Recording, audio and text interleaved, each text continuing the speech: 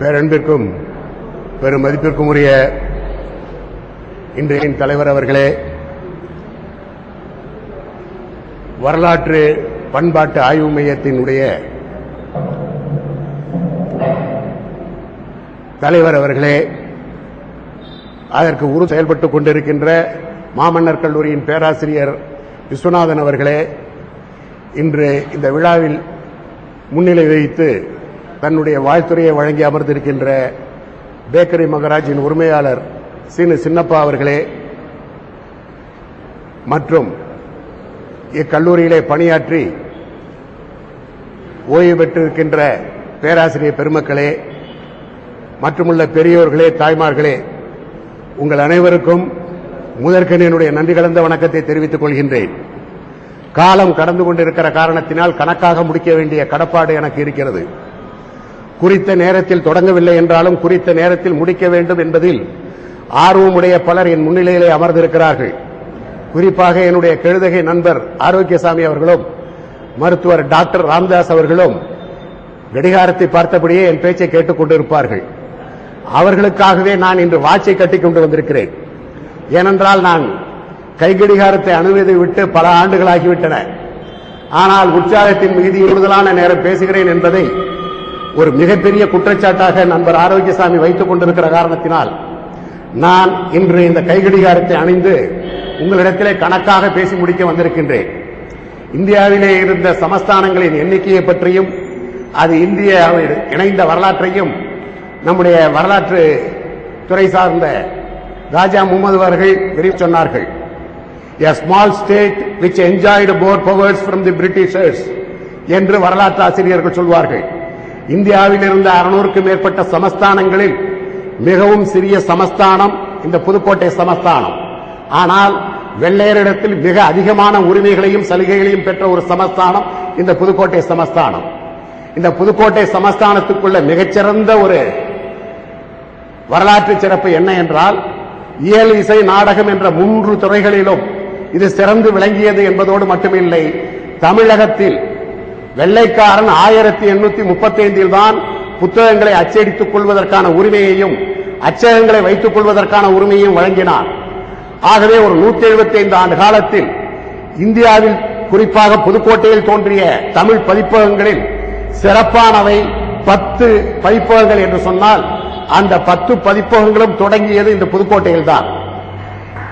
இந்த புதுக்கோட்டையில் அந்த பதிப்பகங்கள் தோன்றுவதற்கு எது அடிப்படையான காரணமாக இருந்தது என்றால், இந்தியாவினுடைய பதிப்பு வரலாற்றையும் புத்தக வெளியீட்டு வரலாற்றையும் எழுதிய கேசவன் என்ற இந்திய வரலாற்றுத்துறையின் தலைவராக இருந்தவர் கல்கத்தாவில் இருக்கக்கூடிய தேசிய நூலகத்தினுடைய பொறுப்பாளராக இருந்த கேசவன் சொல்கிறார், 1934 பர்மாவில் இருந்து 1 லட்சம் ரூபாயை முதலீடாக செய்து தமிழ் பத்திரிகை உலகத்தில் ஒரு மறுமலர்ச்சியை தோற்றுவித்தவர் வை கோவிந்தன் என்பவர். அவர்தான் பத்திரிகைக்காகவும் தமிழ் நூல் வெளியீட்டுக்காகவும் தன்னையே அர்ப்பணித்துக் கொண்டவர். நாட்டுக்கோட்டை நகரத்தார் மரபிலே வந்த அவர் வட்டிக்கடையை வைக்காமல் புத்தகசாலையை தொடங்கி தமிழிலே ஒரு பெரிய மறுமலர்ச்சியை தோற்றுவித்தார் என்று சொல்கிறார். அந்த வை கோவிந்தனால் உருவாக்கப்பட்டவர் தான் பழனியப்பா பிரதர்ஸ் செல்லப்பன், பழனியப்ப செட்டியார், பாரி நூல் நிலையத்தினுடைய செல்லப்பன், வானதி திருநாவுக்கரசு, தமிழ்வாணன் போன்றவர்கள் எல்லாம் வை கோவிந்தனிடத்திலே பணியாற்றியவர்கள். இவர்களெல்லாம் உருவாவதற்கு இந்த புதுக்கோட்டை எல்லாவற்றுக்கும் மேலாக இந்த புதுக்கோட்டையினுடைய சிறப்பு என்ன என்றால், குழந்தைகளுக்காக பத்திரிகை நடத்திய சமஸ்தானம் புதுக்கோட்டை. வேற எந்த மாவட்டத்திலும் குழந்தைகளுக்கான பத்திரிகை வெளிவந்ததாக நமக்கு இலக்கிய வரலாற்றில் தெரியவில்லை. இந்த புதுக்கோட்டையில் தான் இந்த வைகோவிந்தன் அணில் என்ற பத்திரிகையையும் சிறுவர்களுக்கான செய்தி என்ற பத்திரிகையையும் மங்கையர்களுக்காக பெண்களுக்காக மங்கை என்ற பத்திரிகையும் தொடங்கினார். அவரால் உருவாக்கப்பட்ட அந்த மறுமலர்ச்சி துறைதான் இன்று பல்கி பெருகி தமிழகத்தில் இருக்கிறது. அப்படி அவர் புதுக்கோட்டையை தன்னுடைய வெளியீட்டகத்தை தோற்றுவிப்பதற்கான இடமாக தேர்ந்தெடுத்ததற்கு காரணம் என்ன என்றால், யுத்த காலத்தில் 1939 45 வரை வெள்ளைய ஆட்சி புதிதாக பத்திரிகைகளை தொடங்குவதற்கோ அல்லது புத்தகங்களை வெளியிடுவதற்கு அனுமதி வழங்கவில்லை. அதோடு மட்டுமில்லை, எல்லா இடங்களிலும் பேப்பர் கண்ட்ரோல் இருந்தது. ஆனால் புதுக்கோட்டை சமஸ்தானத்தில் மட்டும்தான் பேப்பர் கண்ட்ரோல் இல்லை. ஆகவேதான் பல பதிப்பாளர்கள் வெளியீட்டாளர்களும் புதுக்கோட்டையை தேர்ந்தெடுத்தார்கள். அதற்கு முன்னோடியாக இருந்தவர் வை கோவிந்தன் என்பவராவார். அவர் இந்த ராயவரத்தை சார்ந்தவராவார். அப்படி பெரிய வரலாற்று பதிவுகள் நூல்களிலே இடம்பெறுவதற்கு காரணமாக இருந்த வை கோவிந்தன் இங்கே குடியேறுவதற்கு காரணமாக இருந்தது இந்த புதுக்கோட்டை சமஸ்தானத்தில் இருந்த அந்த விதிமுறைகள் தான் என்பதை நாம் மறந்துவிடக் கூடாது. எல்லா சமஸ்தானங்களிலும் கட்டுப்பாடு இருந்தபோது பத்திரிகைகளுக்கும் புத்தக வெளியீட்டிற்கும் கட்டுப்பாடு இல்லாமல் அதற்கான அச்சுத்தாள்களை வழங்கிய ஒரே சமஸ்தானம் புதுக்கோட்டை. நான் ஆரம்பத்தில் சொன்னதைப் போல இது ஒரு சிறிய சமஸ்தானம், இந்தியாவிலேயே மிக அதிகமான உரிமைகளையும் சலுகைகளையும் பெற்ற சமஸ்தானம். இதற்குள்ள ஒரு சிறப்பே என்ன என்றால், மற்ற சமஸ்தான அதிபதிகளுக்கும் இங்கு கடந்த 100 ஆண்டுகளில் ஆண்ட சமஸ்தான அதிபதிகளுக்கும் உள்ள வேறுபாடை நாம் உணர வேண்டும். இவர்கள் நேர்மையானவர்களாகவும் இவர்கள் நேர்மையானவர்களாக இருப்பதற்கு காரணமாக இருந்தவர்கள் 4 திவான்கள். அதில் பர்ன் என்பவர் முதலாவது, 2வது சேஷைய சாஸ்திரி, 3வது டாட்டன்ஹாம், 4வது கலிஃபுல்லா சாஹிப் அவர்கள். இந்த 4 திவான்களும் தான் புதுக்கோட்டை மன்னர் நேர்மையாகவும் ஒழுங்காகவும் ஆட்சியை செவ்வனே நடத்துவதற்கு உறுதுணையாக இருந்தவர்கள். அது குறிப்பாக சேஷைய சாஸ்திரி என்பவரை நாம் மறந்துவிடவே கூடாது. நான் ஏறத்தாழ ஒரு 50 ஆண்டுகளுக்கு முன்னால் இந்த புதுக்கோட்டையை பார்ப்பதற்காக திருச்சியில் இருந்தே நண்பர்களோடு சைக்கிளில் வந்தேன். வந்தவுடன் முதலில் பார்த்ததே நம்முடைய அருங்காட்சியகத்தை தான். ஏனென்றால் சுதந்திரம் பெற்ற இந்தியாவில் இருக்கக்கூடிய மாநிலத்திலேயே 2 அருங்காட்சியகங்கள் அரசால் நடத்தப்படுவது இந்த தமிழகத்தில் மட்டும்தான். அதில் சிறந்த ஒரு அருங்காட்சியகம் நம்முடைய புதுக்கோட்டை அருங்காட்சியகம். அதனுடைய முக்கியத்துவத்தை இங்கு இருக்கக்கூடிய இளைஞர்களும் வரலாற்றுத்துறை மாணவர்களும் கூட இன்னும் முழுமையாக அறிந்து கொள்ளவில்லை. அதற்கு காரணம் அதை எடுத்துச் சொல்வார் இல்லை. நான் அந்த அருங்காட்சியகத்தில் நுழைந்த பொழுது வலதுகை புறத்தில் மிகப்பெரிய கேன்வாஸ், ஒரு திரை சீலையிலே மிகப்பெரிய ஓவியம், திவான் சேஷைய சாஸ்திரி அமர்ந்திருப்ப ஒரு தர்பார் காட்சி இருக்கும். அதை வரைந்தவர் யார் என்று கேட்டால் ராஜா ரவிவர்மா. உலக புகழ்பெற்ற ஓவியரான ராஜா ரவிவர்மா புதுக்கோட்டை சமஸ்தானத்தினுடைய தர்பாரை நன்றாக வரைந்து வைத்திருந்தார். தற்போது அது இல்லை, மீண்டும் வைத்திருக்கிறார்களா என்று எனக்கு தெரியவில்லை. நான் அண்மையில் சென்று பார்க்கவில்லை. அப்படிப்பட்ட ஒரு சிறந்த மிகப்பெரிய ஓவியர்களை கொண்டு இந்த வரலாற்று பதிவுகளை செய்தது இந்த புதுக்கோட்டை சமஸ்தானம். 2வது, வரலாற்றுக்கு ஆதாரமாக இருப்பது அகச்சான்று என்றும் புறச்சான்று என்றும் சொல்வார்கள். அகச்சான்று என்று புறநானூறு போன்ற இலக்கியங்களையும், புறச்சான்று என்று செப்பேடுகளையும் கல்வெட்டுகளையும் சொல்வார்கள். இந்தியாவிலே இருக்கக்கூடிய மாவட்டத்திலேயே அதிகமான கல்வெட்டுகளை பதிவு செய்த மாவட்டம் நம்முடைய புதுக்கோட்டை மாவட்டம். அது ராஜா காலத்திலேயே நடைபெற்று விட்டது. ஏறத்தாழ 90% கல்வெட்டுகள் இங்கே பதிவு செய்யப்பட்டு புத்தகங்களாகவும் வெளியிடப்பட்டு இருக்கின்றன. ஆகவே இங்கே வரலாற்றை தெரிந்து கொள்வதற்கு ஆதாரமான கல்வெட்டு பதிவு செய்யப்பட்டு இருக்கிறது. அது முறையாக பாதுகாக்கப்பட்டிருக்கிறது. அதோடு கூட இங்கே உள்ள இன்னொரு சிறப்பு என்ன என்றால், அரசர் இந்த நிர்வாகத்துறையில், எனக்கு முன்னாலே பேசிய ராமையா சொன்னார்கள் டாட்டன்ஹாமினுடைய இறுதி ஊர்வலத்தில் எல்லாம் கலந்து கொண்டேன் என்று. அவருடைய சமாதி நம்முடைய டிஎல்சி சர்ச் மச்சுவாடியில் இருக்கிறது. அதனுடைய கல்லறையில் தான் இருக்கிறது. நீங்கள் பஸ்ஸில் போகிற போது கூட சதுர வடிவிலே ஒரு மண்டபம் இருக்கும். அதுதான் டாட்டன்ஹாமினுடைய சமாதி.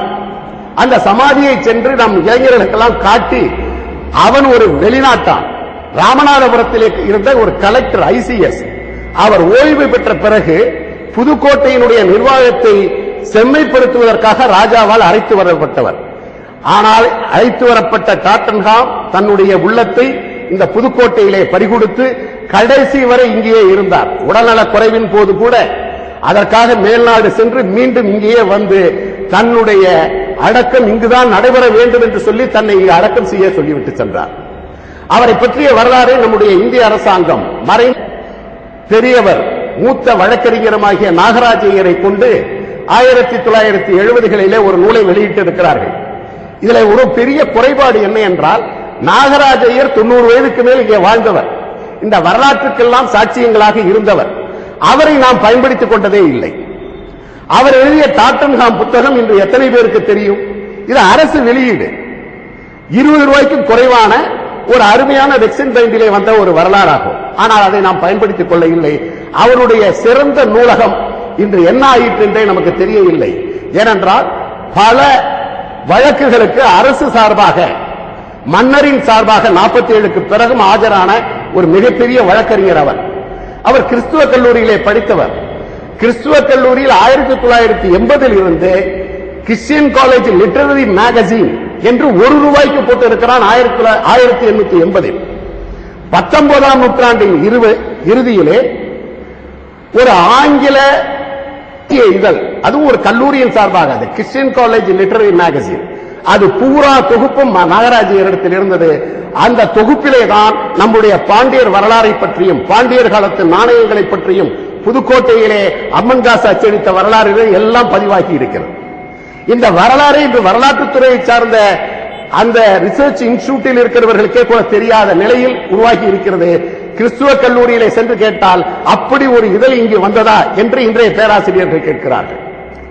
எனக்கு தெரிந்து இந்த புதுக்கோட்டையில் இருக்கக்கூடிய கட்டடங்களே ஒரு வித்தியாசமான வகையிலே கட்டப்பட்டது. இது பிரெஞ்சு ஆர்கிடெக்சர் என்று சொல்வார்கள். பிரெஞ்சு கட்டடக்கலையின் அடிப்படையாக கொண்டு உருவாக்கப்பட்ட கட்டடங்கள் தான் இவையெல்லாம். இது 1984க்கு பிறகு இடிக்க அந்த பழைய அரண்மனை, இப்பொழுது டிஓ ஆபீஸ் நகரமன்றத்திற்கு எதிரே இருக்கக்கூடிய அந்த கட்டடங்கள் எல்லாம் இடிக்கப்பட்டு இப்பொழுது எல்ஐசி ஆபீஸ் இருக்கிறது.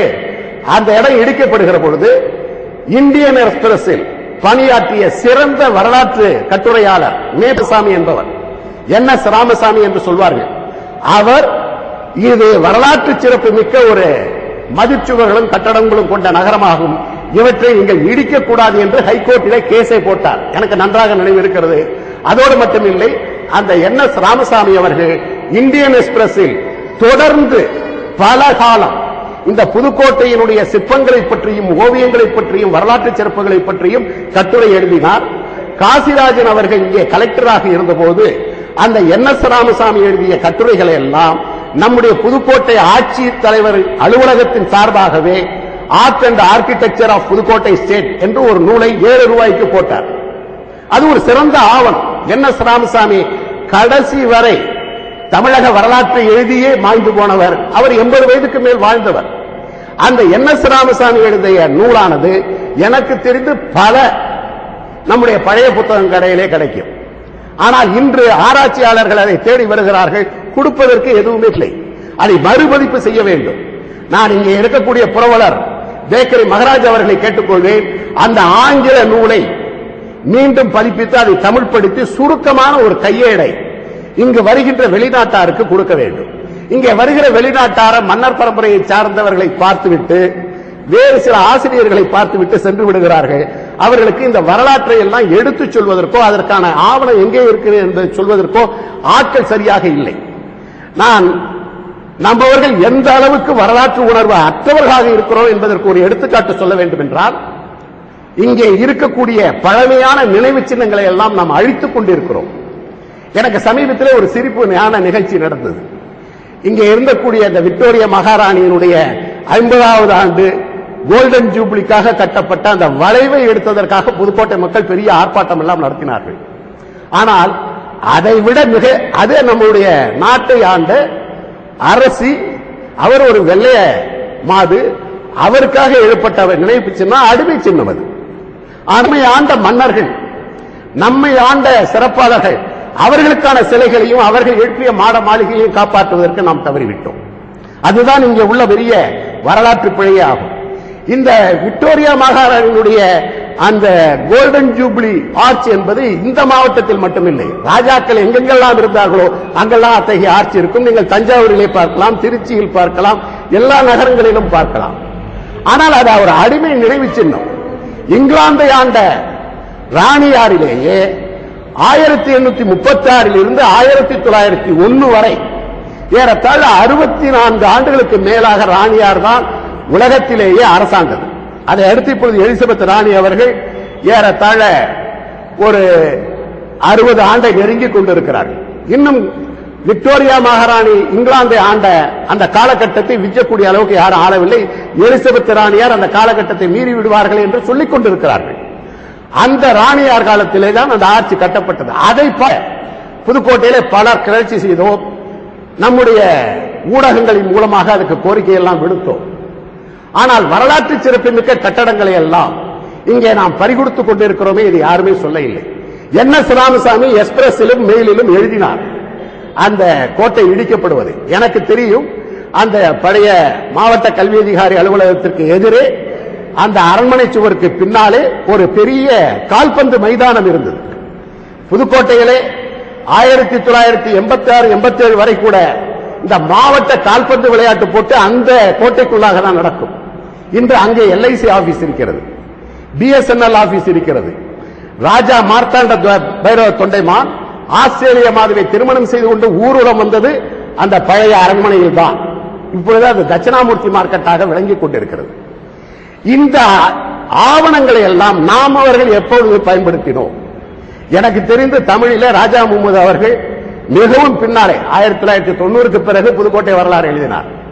ஆனால் கேம்பிரிட்ஜ் 1950லேயே த ஹாலோ கிரவுன் என்று ஏறத்தாழ 600 பக்கத்திற்கு மேலாக புதுக்கோட்டையினுடைய மன்னர் பாரம்பரியத்தை பற்றியும் நிர்வாக திறனை பற்றியும் நூல்கள் வெளியிட்டார்கள்.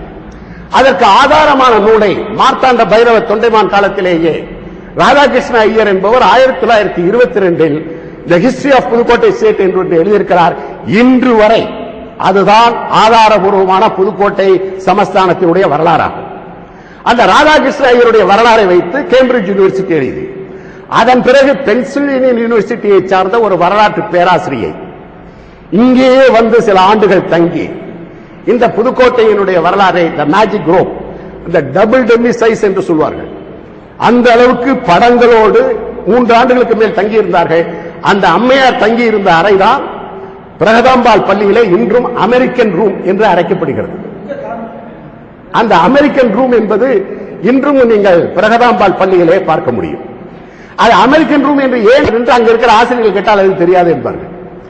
அந்த கல்வித்துறையை சார்ந்தவர்களுக்கு தெரியாது. ஏனென்றால் இங்கு இருந்த கலெக்டர் அங்கு அந்த அம்மையார் தங்குவதற்கு வசதியாக இருக்க வேண்டும், பப்ளிக் ஆபீஸை பார்ப்பதற்கும் இங்க இருக்கக்கூடிய ரெக்கார்டை பார்ப்பதற்கும் சுலபமாக அங்கேயே தங்கட்டும் என்று இருக்கிறார்.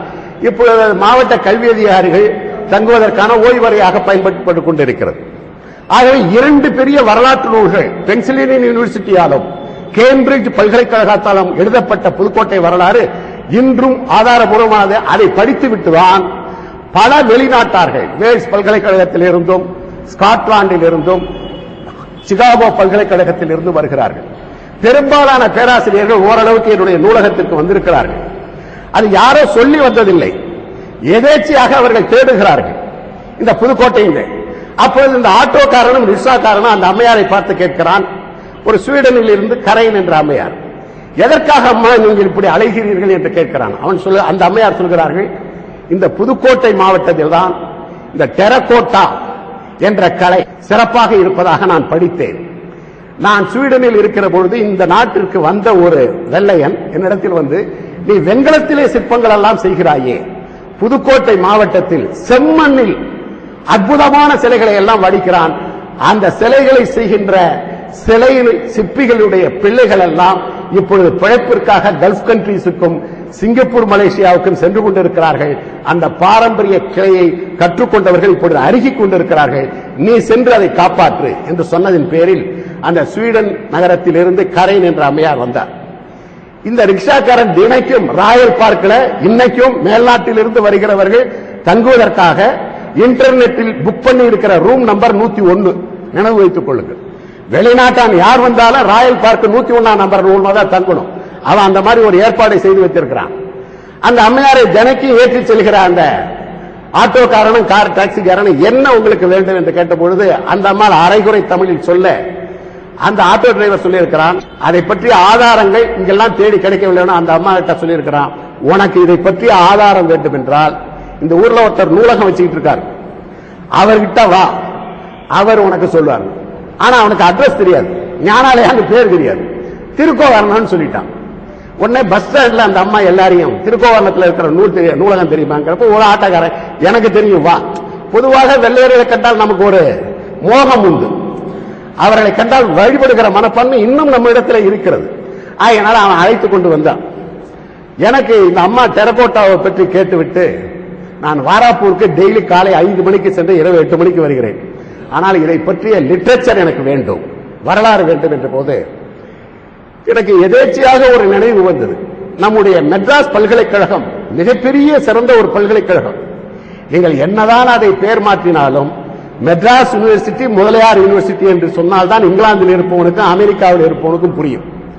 அப்பொழுதெல்லாம் அவர்கள் புல்லட்டின் என்று வெளியிடுவார்கள். மாதம் வரலாற்றுத்துறை சார்பாக, இலக்கியத்துறை சார்பாக, ஒவ்வொரு துறையும் சிறந்த அறிஞர்கள், நோபல் பரிசு பெற்றவர்கள் எல்லாம் பேசுகிற பேச்சு.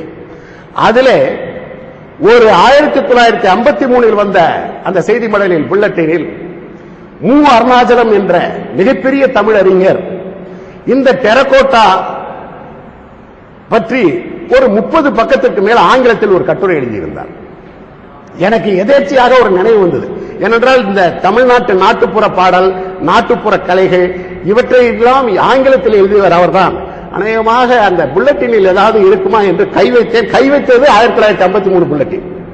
அதிலே 30 பக்கம் இருந்தது. அதை எடுத்து கொடுத்தவுடன் அவளுக்கு ஏதோ யூபி லாட்டரியிலே 10 கோடி கிடைத்தது போல குஷி. நான் இங்கேயே தங்கிக் கொள்ளட்டுமா என்றால், தாராளமாக தங்குங்கள், நீங்கள் தங்குவதற்காக தான் அறை இருக்கிறது. 1 மாதம் 2 மாத காலம் தங்கி தினம் காலையில் 5 மணிக்கு சென்று மாலை 8 மணிக்கு திரும்பி கடைசியாக அந்த டெரகோட்டா குதிரை, எந்த ஒரு அலங்காரமும் இல்லாத அந்த டெரகோட்டா குதிரையை செய்து அந்த இரவெல்லாம் அவள் தூங்கவில்லை. நான் தூங்கல.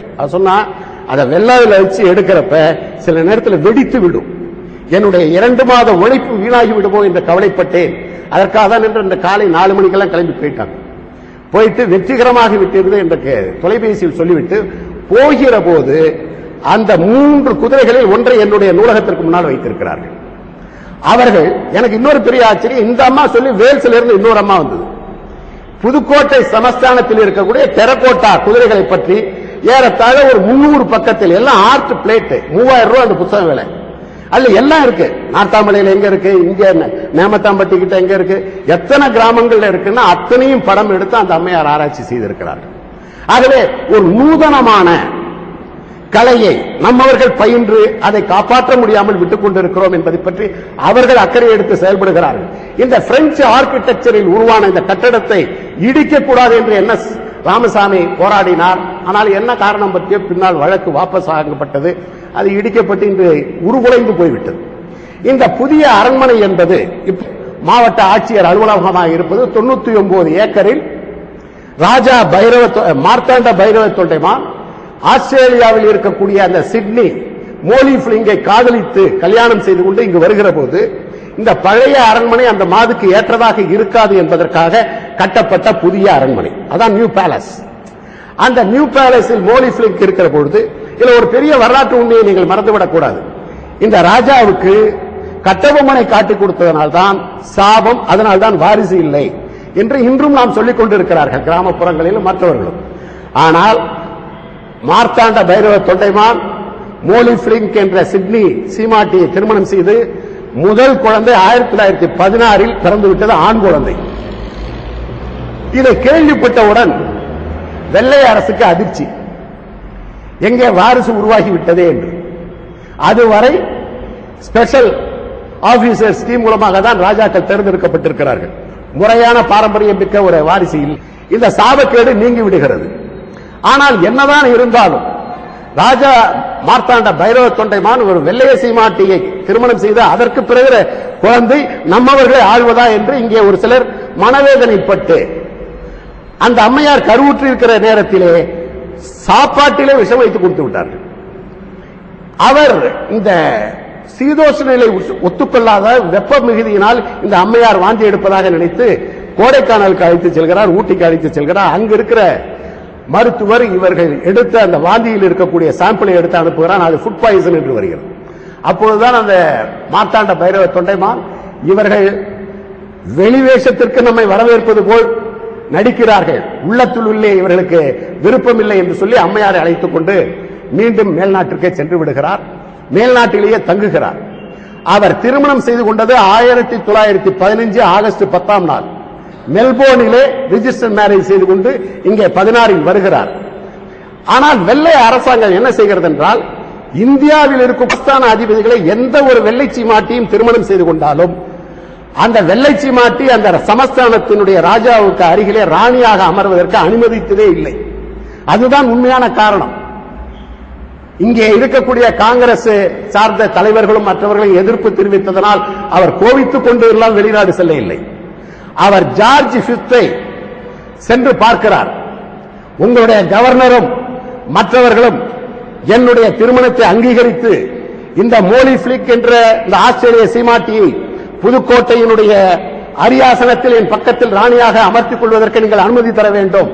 நீங்கள் அனுமதி தர மறுப்பதாக எனக்கு செய்திகள் வருகிறது என்று ராஜாவுக்கு நேரடியாக சென்று சொல்லுகிறார். அரசர் அவர்களை ஜார்ஜ் பிப்த் தன்னுடைய சிற்றுண்டிக்கு அழைத்து கௌரவிப்பதை போல அவருக்கு சிற்றுண்டி எல்லாம் கொடுத்து, நீ சொல்கின்ற அந்த கோரிக்கையை நான் உடனடியாக நிறைவேற்றுகிறேன், சென்று வா என்று காலையில் கைகுலுக்கி அனுப்பிவிட்டு திரும்பி உள்ளே நுழைந்தவுடன் தன்னுடைய உதவியாளர் சென்னையில் இருக்கிற கவர்னருக்கும் டெல்லியில் இருக்கிற வைசராய்க்கும் எக்காரணத்தை கொண்டு இந்த திருமணத்தை அங்கீகரிக்காது என்று தந்தி கொடு என்று சொல்கிறார். வெள்ளையர்களுடைய நரித்தனத்தை நாம் புரிந்து கொள்வதே இல்லை. இதை பற்றி the wicked women of the Raj என்ற ஒரு புத்தகம், இதை எழுதியவர்கள் கரோலி யங்கர் என்பவர்கள். இவர் ஆஸ்திரேலியாவை சேர்ந்த ஒரு மாது. இந்த ஆஸ்திரேலியாவை சேர்ந்த மோலி பிளிங்க் ராஜாவை திருமணம் செய்து கொண்டு புதுக்கோட்டைக்கு சென்று இப்படி போய்விட்டார்களே என்று அந்த குடும்பத்தை சார்ந்த உறுப்பினர்களை எல்லாம் சந்தித்து, இது 1990க்கு பிறகு வெளிவந்த புத்தகம். இதில்தான் நம்முடைய சிட்னி மார்த்தாண்டனுடைய படத்தை நீங்கள் பார்க்க முடியும். வாரிசு இல்லை என்று சொன்ன சமஸ்தானத்திலே வாரிசு உருவாக்கி இருக்கிறது. இந்த அம்மையார் 1915 திருமணம் செய்து கொண்டு 1927 மார்த்தாண்ட பைரவ தொண்டைமான் காலமாகி விடுகிறார். உலகத்தில் இருந்த சிறந்த 6 அழகிகளில் ஒருத்தி இந்த சிட்னி மார்த்தாண்டர் மோலி பிளிங்க். ஆகினாலே இவர் இறந்து விட்டார் என்ற செய்தியை கேட்டவுடனேயே அகா கான், உங்களுக்கு இருக்கும் என்று நினைக்கிறேன், காந்தி கடைசியாக உண்ணாவிரதம் சிறையில் இருந்த அகா கான் மாளிகை, அதனுடைய அவர் ஒரு பிரிவினருடைய தலைவர். அவர் லண்டனிலே தான் இருப்பார். உலக செல்வந்தர்களிலே அவர் ஒருத்தர். அவர் மோலி பிளிங்கினுடைய கணவர் மார்த்தாண்ட பைரவ தொண்டைமான் இறந்து விட்டார் என்பதை கேள்விப்பட்டு அவருடைய இறுதி ஊர்வலத்திற்கு வந்தது மட்டுமில்லை, நேரடியாக வந்து மோலி பிளிங்கினிடத்தில் சொல்கிறார், நீ விரும்பினால் உனக்கு நான் மறுவாழ்வு கொடுக்க தயாராக இருக்கிறேன், மறுமணம் செய்து கொள்கிறாயா என்று கேட்கிறார்கள். அப்பொழுது இந்த ஆஸ்திரேலிய சீமாட்டி அவர்கள் சொல்கிறார்கள், நான் மார்த்தாண்ட பைரவனை தவிர மற்ற யாரையும் கணவனாக ஏற்றுக்கொள்ள தயாராக இல்லை என்று சொன்னதோடு மட்டுமில்லை, இந்திய முறைப்படி ஓராண்டு காலம் வெள்ளை புடவை உடுத்தி இருந்தார்கள். அப்படிப்பட்ட மோலி பிளிங்க் 1967-70 வரைக்கும் உயிரோடு இருந்தார்கள். அவருக்கு பிறந்த சிட்னி மார்த்தாண்டன் 1983 வரை உயிரோடு இருந்தார்கள். ஆனால் எந்த வரலாற்று உணர்வும் இல்லாத நாம் கவலைப்படவே இல்லை. ஏனென்றால் மிகச்சிறந்த ஒரு ராஜ தம்பதி. உலகத்திலேயே காதலுக்காக முடி துறந்தவர் என்று சொன்னால் வரலாற்று ஆசிரியர்கள் எட்வர்ட் எய்த் தான் சொல்வார்கள்.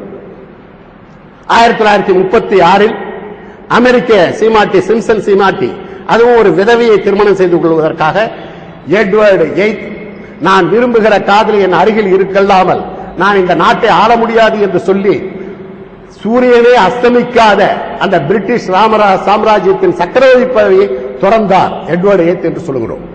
ஆனால் 36க்கு முன்னரே, ஏறத்தாழ 20 ஆண்டுகளுக்கு முன்னரே, நான் காதலித்த ஒருத்தி என் பக்கத்தில் இருந்து இந்த நாட்டை ஆள்வதற்கு உறுதுணையாக ராணியாக இல்லாமல் நான் இந்த பதவியை வைக்க தயாராக இல்லை என்று சொல்லி அந்த பதவியை ராஜினாமா செய்தவர் நம்முடைய மார்த்தாண்ட பைரவ தொண்டைமான்.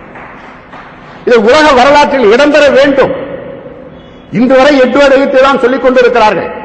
ராஜா முகமது போன்ற அகில இந்திய ரீதியில் இருக்கக்கூடிய வரலாற்று பேரவையில் கலந்து கொள்கிறவர்கள் இந்த செய்தியை சேர்க்கும்படி செய்ய. இதெல்லாம் மிக முக்கியமான ஒரு விஷயம். நான் மிக சாதாரணமா நினைக்கிறேன், நான் கூட தான் கல்யாணம் பண்ணிக்கிட்டு இருக்கேன், இது என்ன பெரிய விஷயங்கிறான். ஆனா நீ கல்யாணம் பண்ணிக்கிறதுக்கு இவ்வளவு எதிர்ப்பு. நான் ஒரு கிறிஸ்துவ பெண்ணை கல்யாணம் பண்ண அதனுடைய அவஸ்தை என்ன என்று எனக்கு தான் தெரியும். இந்த நாட்டிலே இன்று 2013 கலப்பு மனம் செய்து கொள்ள முடியுமா? ஒரு 2 நாட்களுக்கு முன்னால் கூட இந்த மத நல்லிணக்கத்திற்காக கூட்டங்கள் எல்லாம் இங்கே நடக்கிறது. கலப்பு திருமணத்தை அங்கீகரிக்கலாமா வேண்டாமா, பெரியார் சொன்னது சரியா தவறா என்ற விவாதம் தமிழ்நாட்டில் எழுந்து விட்டது. நீங்கள் 1915 இந்த மாதிரி ஒரு திருமணத்தை எப்படி ஏற்றுக்கொள்வார்கள்? எவ்வளவு உண்மையான வரலாறுகள் எல்லாம் இருக்கிறது. இந்த அம்மையார் European woman who broke society's rules and married Indian princess என்று இந்தியாவிலே இப்படி கலப்பமனம் செய்து கொண்டவர்களை பற்றி எல்லாம் எழுதியிருக்கிறார்கள். இந்த கரோலி எங்கர் நம்முடைய கீரனூருக்கும் புதுக்கோட்டைக்கும் 13 ஆண்டு காலம் வந்து போயிருக்கிறார்கள் இந்த வரலாறை எழுதுவதற்கு. நாம் எத்தனை பேர் வரலாற்றை தெரிந்து கொள்வதற்கு செலவழித்திருக்கிறோம் நினைத்து பாருங்கள். எழுதியதை படிப்பதற்கு 1 மணி நேரத்தை கூட செலவிட நாம் தயாராக இல்லை. குறிப்பாக இளைஞர்களை நான் கேட்டுக்கொள்கிறேன், தயவு செய்து வரலாற்றை படியுங்கள். பேக்கன் என்ற அறிஞன் சொன்னான், the study of history makes a man wise என்று சொன்னான்.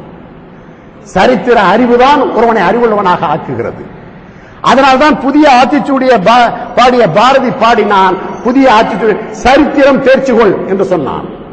அதோடு மட்டுமில்லை, இந்த நாடு அடிமைப்பட்டதற்கான காரணத்தை பாரதி தன்னுடைய கட்டுரையில் எழுதுகிற போது சொல்லுவான், இந்த நாடு ஆன்றோர்களையும் சான்றோர்களையும் மறந்துவிட்டது, நல்லவர்களையும் வல்லவர்களையும் மறந்துவிட்டது என்று இந்த நாடு கம்பனுக்கும் வள்ளுவனுக்கும் இளங்கோவுக்கும் சிவாஜிக்கும் விழா எடுக்கிறதோ, என்று இந்த நாடு வீரர்களை எல்லாம் போற்றி பாராட்டுகிறதோ அன்றுதான் இந்த நாடு விடுதலை பெறும் என்று எழுதியிருக்கிறார். நம்ம அவர்களிடத்தில் இந்த விஷயத்தை சொன்னால், பாரதி கவிதை தான் எழுதினார்னு நான் நினைச்சிட்டு இருந்தேன், நீ என்னையா கட்டுரை எழுதினார்னு சொல்றியே அப்படின்னு கேட்கிறான். பல பேர் என்ன சொல்கிறார் என்றால், எங்களுடைய வித்வான் படிப்புக்கு MA படிப்புல பாரதியார் கவிதைகளை தவிர கட்டுரைகளை பற்றிய பேச்சு இல்லையே, நீராக சொல்கிறாய் என்று கேட்கிறார்கள். பாடத்திட்டத்தில் சேர்த்தால்தான் படிப்பது என்ற ஒரு குறைபாடு நீங்கினால்தான் நம்மவர்கள் அறிவுள்ளவர்களாக ஆக முடியும். இந்த அறிவை பெறுவதனால் என்ன லாபம் என்று கேட்கக்கூடாது. என்னுடைய உறவு பையன் சொன்னான், எப்ப பார்த்தாலும் என்ன சித்தப்பா நீங்க வஉசி செய்த தியாகம், திருவிக்கா செய்த தியாகம் இப்படின்னு பேசிக்கிட்டே இருக்கீங்களே, அவங்க எல்லாம் அந்த காலத்துல தியாகம் செய்ய வாய்ப்பு கிடைச்சது, செஞ்சாங்க. நாங்க இன்னைக்கு கம்ப்யூட்டர் இன்ஜினியரிங் படிச்சுட்டு சௌக்கியமா இருக்கணும்னு இருக்கு எங்க தலையெழுத்து, நாங்க சௌக்கியமா இருக்கிறோம். அதை தெரிஞ்சுக்கிட்டு நான் இன்னைக்கு என்ன செய்யறதுன்னு கேட்டான். நான் சொன்னேன், நீ வேடிக்கையாக கேட்கிறாயா உண்மையிலேயே கேட்கிறேன். அதுக்கப்புறம் அவனுக்கு நான் பல விளக்கங்கள் எல்லாம் சொன்ன பிறகு இப்பொழுது அவன் தமிழ் படித்துக் கொண்டிருக்கிறான். ஏனென்றால் எடுத்து சொல்வதற்கே ஆள் இல்லை. நம் நாட்டில் இளைஞர்கள் பெற்றோர்கள் என்ன செய்கிறார்கள் என்றால், திருமணம் ஆனவுடனேயே நமக்கு பிள்ளை ஆண் பிள்ளையாக பிறக்க வேண்டும் என்று வேண்டிக் கொள்கிறார்கள். என்னதான் பெண்ணியம் பேசினாலும், பெண் கல்வியை பற்றி, பெண் விடுதலையை பற்றி பேசினாலும், இன்னும் பாராளுமன்றத்தில் இந்திரா காந்தியினுடைய தலைமையிலே செயல்படுகிற பாராளுமன்றத்தில் 33% நிறைவேற மாட்டேன் என்கிறது. லல்லு பிரசாத் யாதவும் முலாயம் சிங் யாதவும் போர்க்கொடி தூக்குகிறார்கள். அவர்களுக்கு நெருக்கடி வருகிற பொழுது தன் மனைவியை மந்திரியாக்கிக் கொள்கிறார்கள். ஆகவே இந்த நாட்டில் பஞ்சாயத்து யூனியன் தலைவர்கள் கூட கணவனுக்கு ஒரு சப்ஸ்டியூட்டாக இருக்கிறார்களே தவிர நேரடியான தலைவர்களாக செயல்பட முடியவில்லை. நம்முடைய பேச்சுக்கும் செயலுக்கும் வேறுபாடு மிக அதிகமாக இருக்கிறது. ஆகையினாலேதான் பெண் உரிமையை பற்றி பேசுகிற நாம் இந்த மார்த்தாண்ட பைரவ தொண்டைமான் நினைத்திருந்தால், உங்களுக்கு எட்வர்டை ஏற்று திருமணம் செய்து கொள்ளக்கூடாது என்று சொன்னவர் வின்ஸ்டன் சர்ச்சில், அரசியல் மேதை, the man who saved England during the second world war, 2 முறை பிரதமராக இருந்தவன். அவன் எட்வர்டு எய்த்துக்கு குயின் எலிசபெத்தினுடைய அறிவுரையை கேட்டு என்ன சொல்கிறான் என்றால், வேண்டுமானால் அந்த சிம்சன் சீமாட்டியை வைப்பாட்டியை வைத்துக்கொள், ராணியாக மட்டும் வைத்துக் கொள்ளாதே என்று சொன்னான். அதே போலதான் புதுக்கோட்டை ராஜாவுக்கு அறிவுரை வழங்கப்பட்டது. வேண்டுமானால் சிட்னி மார்த்தாண்டனை, மோலி பிளிங்கை வைப்பாட்டியாக வைத்துக்கொள், எக்காரணத்தை கொண்டு அவளை ராணி என்று அறிவிக்க முடியாது என்று சொன்னான். வெள்ளையன் அவனுடைய நரி தந்திரத்தை நாம் புரிந்து கொள்ள தவறிவிட்டோம் இன்று வரை. ஏனென்றால் இந்த வரலாறு எழுதப்பட்டதே ஒரு வெள்ளை ஆஸ்திரேலியன் லேடியினார். அதனால் இந்த புத்தகத்தின் தலைப்பை பாருங்கள், விக்கெட் விமன், கெட்ட பெண், இந்த சமஸ்தானத்தை சார்ந்த கெட்ட பெண்கள் என்று தலைப்பு கொடுத்திருக்கிறார். இதை கொடுக்கலாமா இப்படி ஒரு தலைப்பை? நம்மவர்களை பற்றி கேவலப்படுத்துவதற்காக எழுதப்பட்ட புத்தகம். ஆனால் அதில் பல வரலாற்று உண்மைகள் இருக்கிறது. ஆகவே நீங்கள் தெரிந்து கொள்ள வேண்டிய விஷயம், மார்த்தாண்ட பைரவ தொண்டைமானுடைய ராஜா மார்த்தாண்ட பைரவ தொண்டைமானுடைய தியாகம். அவர் காலத்தில் தான் சேஷைய சாஸ்திரி 1876 இந்தியாவில் தோன்றிய பஞ்சங்களிலே மிகப்பெரிய கொடுமையான பஞ்சம் தாது வருஷ பஞ்சம். அந்த தாது வருஷ பஞ்சத்திலே இங்கே ஏற்பட்ட நெருக்கடி, பொருளாதார நெருக்கடியை தீர்ப்பதற்காக ஒரு 25 வயதான சேஷைய சாஸ்திரி, திருவையாறில் பிறந்து வளர்ந்தவர், மைசூர் மகாராஜாவின் சமஸ்தானத்தினுடைய திவான் மாதவராவ் சொல்ல இங்கே அமர்த்தப்படுகிறார். அவர் இருந்த இடம் தான் இந்த நடுத்தர் என்பது சேஷைய சாஸ்திரி. அதனால்தான் இந்த ரோடுக்கு சேஷைய சாஸ்திரி ரோடுன்னு பேர். அவருக்கு உடம்பு மிகப்பெரிய உடம்பு, இவ்வளவு பெருசு. அவருக்கு டைனிங் டேபிள் சைடுல தான் வைக்கணும். நேரா தான் நம்மளாம் டைனிங் உணவு மேஜையில் சாப்பிடுறோம். அவருக்கு இங்கே இப்படிதான் எடுத்து அவரால் சாப்பிட முடியும். அவர் காலணியை மாட்டி விடுவதற்கு ஒருவர் வேண்டும். அவர் பாதத்தை அவர் பார்க்கவே இல்லை கடைசி ஒரு 40 வருஷமா. அவ்வளவு பெரிய உருவம். ஆனால் மிக பிரெய்னி மேன். அவர் தான் இந்த புதுக்கோட்டையை நிர்மாணித்தவர். சேஷே சாஸ்திரி. இங்கே வடக்கு நாளு, தெற்கு நாளு, கிழக்கு நாளுக்கு மேற்கு நாளுன்னு 16 வீதிகள். இந்த அமைப்பு முறை வடக்கு இருந்து தெற்காக சாய்வாக இருக்கும். ஏறத்தாழ 26 குளங்களுக்கு மேலே இங்கே இருக்கிறது. மழைநீர் சேமிப்பு திட்டம் அப்பயே உருவாக்கப்பட்டது. இந்த 26 குளங்களும் நிரம்பினால் கடைசியாக வந்து சேர்கிற இடம் தான் இந்த விமென்ஸ் காலேஜும் பஸ் ஸ்டாண்டும் இதுக்கு பின்னால இருக்கிற இடமும். இது பெரிய ஏரி. அதையெல்லாம் தூர்த்து விட்டு நாம் குடியிருப்புகளாக மாற்றிக் கொண்டு இருக்கிறோம். ஆகவே வரலாற்று சிறப்பு மிக்க நம்முடைய தலைவரும் ராமையாவும் சொன்னார்கள், இந்தியாவிலேயே அண்டர் கிரவுண்ட் சிஸ்டம் நல்ல கருங்கல்லை போட்டு 8 அடிக்கு 6 அடி ஆழத்தில் அமைத்தது இங்குதான். இன்னைக்கு நீங்க அந்த பஸ் ஸ்டாண்டு பக்கத்தில் பாத்தீங்கன்னா கருங்கல் தும்புகள் தான் இருக்கும். மிகச்சிறிய சிறப்பான ஒரு விஷயம். இந்த கல்வி கண் கொடுத்த காமராஜர் என்றும் இந்தியாவிலே தமிழகத்திலே ஒரு பொற்காலத்தை ஏற்படுத்தியவர் காமராஜர் என்றும் பாராட்டுகிறோமே, அதற்கு என்ன காரணம் என்றால், ஞான ஒளிவு என்று ஒரு கமிஷனர் இருந்தார் சென்னையில், IAS. அவர்தான் இந்த நிர்வாக இதில் கட்டட நிர்வாகம் ஊரமைப்பு துறையில் இருந்தவர். சாந்தம்ல அரசு ஊழியர்களுக்காக ஒரு குடியிருப்பை கட்டி காமராஜரை 59 அழைக்கிறார். காமராஜர் வந்தார். பொதுவாக IAS அதிகாரிகள் சொல்லுகிற இடத்தில் கையெழுத்து போடுவதுதான் இன்றைய மந்திரிகளின் வழக்கம். ஏனென்றால் இன்று ஒரு பொறுப்பில் இருக்கிறவன் நாளை எந்த பொறுப்பில் இருப்பான் என்று அவனுக்கே தெரியாது. அப்படிப்பட்ட நிலையில் இருக்கிற எந்த ஒரு சப்ஜெக்டையும் அவர்கள் துறை சார்ந்த விஷயத்தையும் கிரகிக்க முடியாத சூழ்நிலை. ஆகையினால் இவர்கள் பாரு இல்லை, காமராஜ் வந்து இறங்குகிறார். அன்று மழை. உடனே சாந்தம் கவர்மெண்ட் குவார்டர்ஸ்ல இருக்கிற அந்த காலனிக்கு வந்து இறங்கியவுடன் ஞான ஒளியை பார்த்து கேட்கிறார். தரையெல்லாம் ஒரே செம்மண் ஈழமாக இருக்கிறது. இவர் வருகிற பகுதிக்கு மட்டும் மணலை அவசர அவசரமாக கொட்டி நடப்பதற்கு ஏற்பாடு செய்திருக்கிறார். காமராஜர் ஞான ஒளியை பார்த்து கேட்கிறார், நான் மந்திரி திறப்பு விழா அன்னைக்கே ரோடு இப்படி இருக்குன்னா நீங்க நான் திறந்து வச்ச பிறகு இதை என்ன நிலையில வச்சிருப்பீங்க? சரி, கிட்டத்தட்ட ஒரு 1000 பேருக்கு இங்க குடியிருப்புங்கிறீங்க. ஏன்னா அது மீனவர்களுக்காக கட்டப்பட்ட குடியிருப்பு. அதெல்லாம் இதுக்குள்ள படுத்திருந்தா எங்களுக்கு தூக்கம் இல்லைன்னு மறுபடியும் கடற்கரைக்கு போயிட்டான். உடனே அதை என்ன செய்யறதுன்னு சொல்லி IAS அதிகாரிகள் கவர்மெண்ட் எம்ப்ளாயிஸ் கொடுப்போம்னு மாத்தணும். அப்படிதான் அந்த சாந்தோம் கவர்மெண்ட் குவார்டர்ஸ் வருது. உடனே கேட்கிறாரு, 1000 குடியிருப்புகள் இருக்கு, இந்த குழந்தைகள் எல்லாம் எங்க போய் படிப்பாங்க? இதுக்கு பள்ளிக்கூடம் இருக்கா அப்படின்னு கேட்கிறாரு. இங்கு இருக்கிறவர்கள் ஏதோ ஒரு குடும்ப வைபவம் திருமணம் நடத்த வேண்டும் என்றால் அதற்கு ஒரு கம்யூனிட்டி ஹால் இருக்கா என்று கேட்கிறார். இல்ல அண்டர் கன்ஸ்ட்ரக்ஷன் என்று ஞான ஒளி சொல்கிறார். எல்லாவற்றையும் கட்டி முடித்து விட்டு தெரு விளக்குகளை எல்லாம் போட்டுவிட்டு குடிநீர் வசதியை செய்துவிட்டு தார் ரோடு செம்மையாக அமைக்கப்பட்ட பிறகு என்னை திறப்பு விழாவுக்கு கூப்பிடு என்று திரும்பி சென்று விட்டார். நடந்த வரலாறு. அதன் பிறகு 60களிலே சில IAS அதிகாரிகள் நாங்கள் எல்லாம் பாரிஸுக்கு செல்ல வேண்டும் என்று முதலமைச்சரிடத்தில் அனுமதி கேட்க வருகிறார்கள். நாம் இன்று நினைப்பதை போல திருச்சியில் இருக்கிற பாஸ்போர்ட் ஆபீஸ், தஞ்சாவூர் பாஸ்போர்ட் ஆபீஸ்ல போய் எல்லாம் விசா வாங்க முடியாது. பாஸ்போர்ட்டும் வாங்க முடியாது, விசாவும் வாங்க முடியாது, ஏஜென்ட்ஸ் மூலம் வாங்க முடியாது. அன்று ஒரு மந்திரியே வெளிநாடு போக வேண்டும் என்றால் இந்த மாநிலத்தினுடைய முதல்வர் சிபாரிசு செய்து மத்திய அரசாங்கத்திற்கு போய் அது அனுமதி கொடுத்தாதான் நீங்க வெளிநாட்டுக்கு போக முடியும். இந்த நிலை 1972-74 வரை இருந்தது. சீஃப் மினிஸ்டர் ரெக்கமெண்டேஷனோட தான் பாஸ்போர்ட் விசாவுக்கு டெல்லிக்கு போகணும். அதனால காமராஜர் இடத்துல வந்து அந்த IAS அதிகாரிகள் நாங்கள் பாரிஸுக்கும் வேறு சில லண்டன் மாநகரத்துக்கும் செல்ல இருக்கிறோம், முன்னால் உங்களிடத்தில் சொல்லி அனுமதி பெற வந்திருக்கிறோம் என்று. உடனே காமராஜர் கேட்கிறார், எதற்காக நீங்க இப்ப அவசரமா பாரிஸுக்கு லண்டனுக்கு போறீங்க? இல்ல, இந்த நகர நிர்மாணத்தை பற்றி அறிந்து வருவதற்காக போகிறோம். என்னையா நகர நிர்மாணம்? இந்த சாலைகளை எல்லாம் எப்படி ஒழுங்காக அமைப்பது, பாதாள சாக்கடையை எவ்வாறு அமைப்பது என்ற நிர்மாண திட்டங்களை அறிந்து வருவதற்காக செல்கிறது. உடனே காமராஜர் கேட்கிறார், நீ புதுக்கோட்டைக்கு போயிருக்கியா, பாண்டிச்சேரிக்கு போயிருக்கியா? இல்லைங்கிறாங்க. முதல்ல இந்த ரெண்டையும் போய் பார்த்துட்டு வாங்க, அதுக்கப்புறம் பாரிஸ் லண்டன் போலான்னு திருப்பி அனுப்பிச்சிட்டார். இதுதான் நடந்த வரலாறு. ஆகவே எல்லாருடைய போற்றுதலுக்கும் உரிய ஒரு நகர அமைப்பை கொண்டது இந்த புதுக்கோட்டை மாநகரம். இந்த மழைநீர் காப்பு திட்டத்தை அன்றே ஏற்படுத்தி இருக்கிறார்கள்.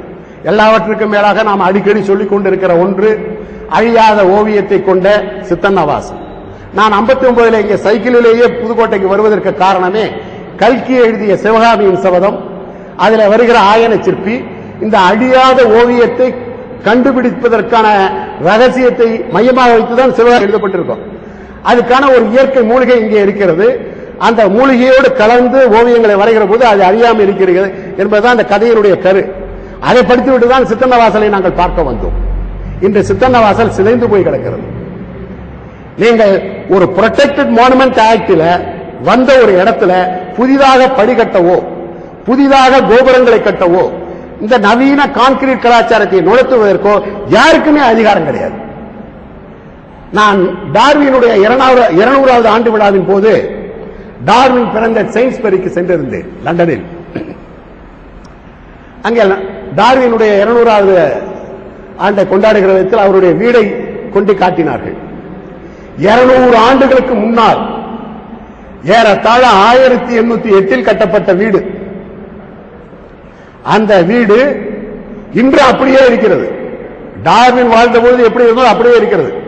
அதற்கு ஒரே அடையாளம், செவிட்டிலே வெள்ளை சுண்ணாம்பு அடி, தூண்களுக்கு கருப்பு பெயிண்ட் அடிச்சிருப்பான். இந்த கருப்பு வெள்ளையே இருந்தா அது ஆன்டிக் பில்டிங், பழமையான கட்டிடம் என்று பொருள். நான் கேட்டேன், இதுல இப்ப யாராவது குடியிருக்கிறார்கள் என்று. டார்வின் இருந்தபோது எத்தனை பேர் குடியிருந்தார்களோ அத்தனை பேர் குடியிருப்பதற்கான வசதியை இந்த டவுன் பிளானிங் ஆபீஸ் செய்து வைத்திருக்கிறது. இந்த பழமையை காப்பாற்றுவதில் நாங்கள் கண்ணு கருப்பவன்.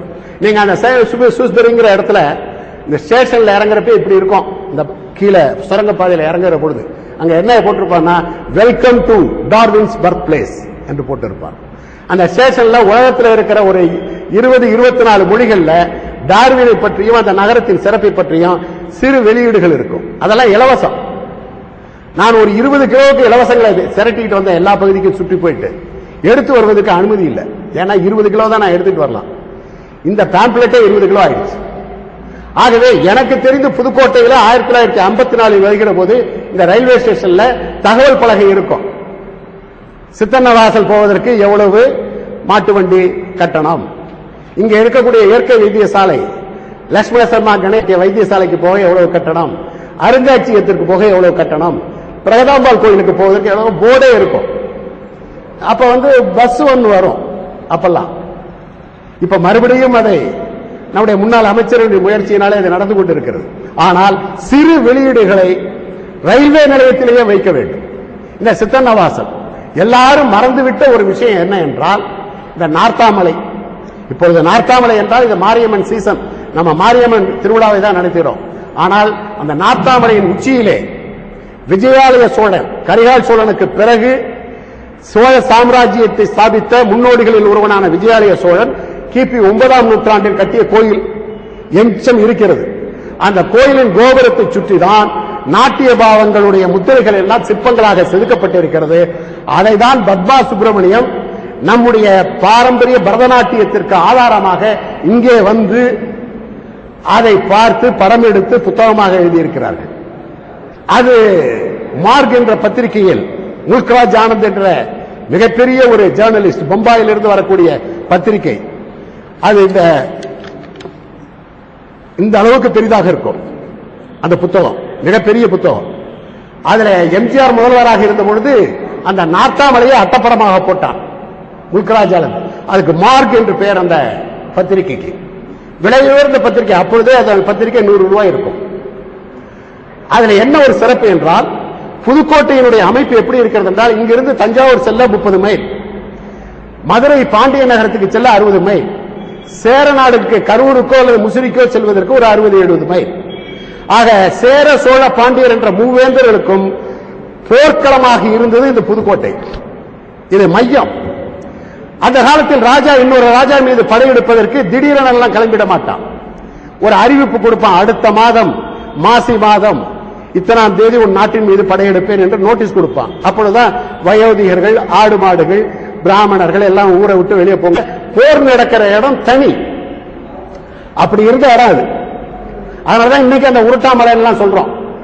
அந்த கைதிகளை, பிணை கைதிகளை உருட்டி விடுறது. ஆகியனாலே விஜயாலய சோழன் என்ன நினைக்கிறான் என்றால், அடிக்கடி போர் நடக்கக்கூடிய ஒரு இடத்திலே நாம் இந்த உயர்ந்த கோபுரத்தை கட்டி அதிலே நாட்டிய பாவ முத்திரைகளை எல்லாம் பதிப்பிக்கின்ற சிற்பங்களாக அதற்கு ஆபத்து வந்துவிடும் என்பதற்காக தான் நீங்கள் நார்த்தாமலைக்கு கீழே இருந்து பார்த்தால் விஜயாலய சோழன் கட்டிய அந்த கோயில் தெரியாது. ஆனால் மேலே இருந்து கீழே பார்த்தால் யார் வருகிறார்கள் என்று தெரியும். மாரியம்மன் கோயிலுக்கு செல்கிறவர்கள் தயவு செய்து புரொடெக்டட் மானுமெண்ட் ஆக்ட் பிரகாரம் அந்த மலைக்கு போறதுக்கு ஒரு தாங்க ஆர்கியாலஜிக்கல் டிபார்ட்மெண்ட்ல ஒரு ஆள் இருக்கான். அவங்ககிட்ட அந்த சாவியை வாங்கி அந்த மலை மேல ஏறி பாருங்க. நீங்க மேலே இருந்து பார்த்தால் கீழே தெரியும், கீழே இருந்து பார்த்தால் அந்த கோபுரம் தெரியாது. அப்படிப்பட்ட ஒரு லொகேஷனை தேர்ந்தெடுத்து அந்த கோயிலை கட்டியிருக்கிறான். அதுலதான் நாட்டிய பாவ முத்திரைகள் அனைத்தும் செதுக்கப்பட்டிருக்கின்றன.